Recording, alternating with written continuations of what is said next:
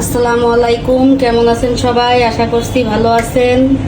তো আজকে নিয়ে চলে আসলাম নতুন এক রেসিপি, গরুর গোশের আচার, গরুর মাংসের আচার। তো আমি গোশটা ছোট করে কেটে ধুয়ে নিয়েছি, আদা রসুন হলুদ ধনিয়া গুঁড়া, এখন সব মশলাগুলো আমি দিয়ে নিব।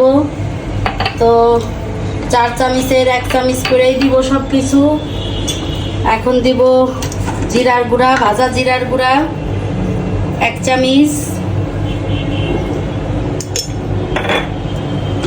তারপরে দিব মরিচের গুঁড়া 1 চামচ।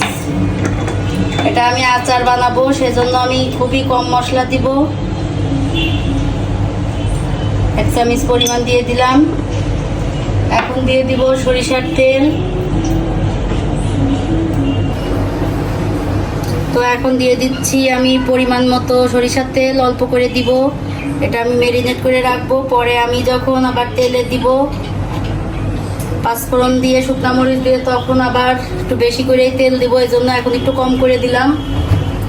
আর এখন দিব লবণ পরিমাণ মতো 1.5 চামচ। তো আমি এখন এটা ম্যারিনেট করে রেখে দেবো আধা ঘন্টা। খুবই অল্প পরিমাণ দিয়েছি সব মশলা, একটু ম্যারিনেট করে রেখে দেব।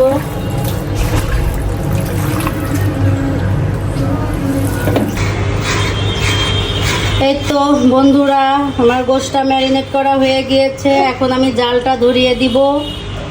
তো আমি 1 ঘন্টা ম্যারিনেট করে রেখে দিয়েছিলাম, এখন আমি জালটা ধরিয়ে গোশটা রান্না করে নিব। তো সব কিছু শেয়ার করব, সাথে থাকেন, সব কিছু দেখাবো।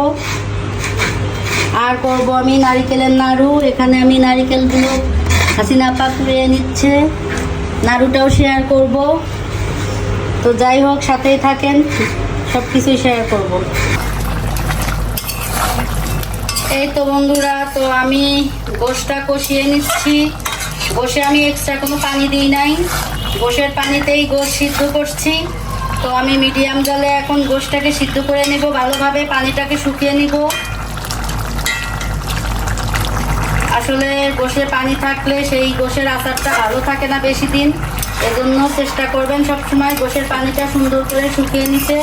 তো আমি সেটাই করছি, গোশের পানি দিয়েই গোশ সিদ্ধ করে এখন আমি ভালো করে রান্না করে নিব।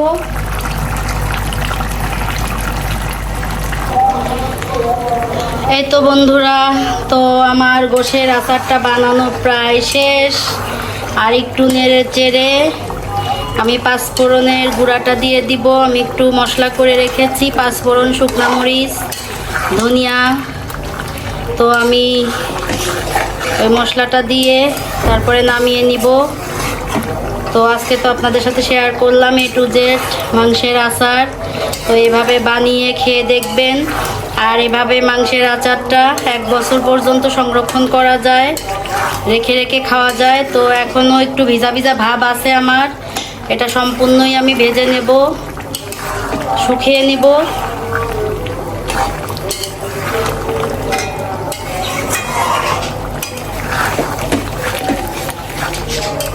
খুতবা শুরু হয়ে গিয়েছে, আজকে জুম্মার দিন, শুক্রবার।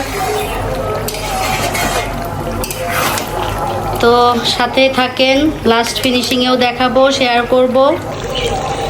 এই তো বন্ধুরা, তো আমার মাংসের আচারটা সম্পূর্ণ রেডি। এখন আমি দিয়ে দিব যে মশলাটা করে রেখেছিলাম, সেই মশলাটা, শুকনা মরিচ, ধনিয়া আর পাঁচফোড়ন। এখন আমি এটা দিয়ে দিব, লাস্ট ফিনিশিং। তো এটা দিয়ে নেড়ে চেড়ে আমি নামিয়ে নিব।